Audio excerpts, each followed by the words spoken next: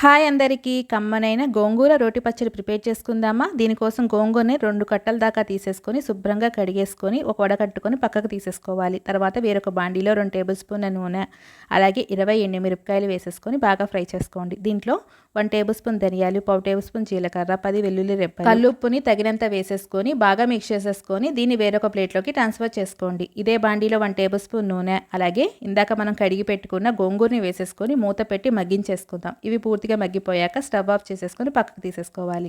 ఇప్పుడు రోటిలో ముందుగా దినుసులను వేసేసుకొని బాగా మెత్తగా నూరుకోవాలి. ఇలా కొద్దిగా పొలుకుగా ఉన్నప్పుడే మనం ఈ గోంగూరను కూడా వేసేసుకొని కొద్దిసేపు నూరుకుంటే కన్సిస్టెన్సీ ఈ విధంగా వచ్చేసిద్దండి. ఇప్పుడు స్టవ్ వెలిగించుకున్న బాండీలో 2 టేబుల్ స్పూన్ల నూనె, తాలింపు దినుసులు, 1 ఎండుమిరపకాయ, 4 వెల్లుల్లి రెబ్బలు దంచి వేసేసుకోండి. దీంట్లోనే కరివేపాకు వేసేసుకొని బాగా ఫ్రై చేసుకొని దంచి పెట్టుకున్న గోంగూరని కూడా వేసేసుకొని బాగా మిక్స్ చేసేసుకోండి.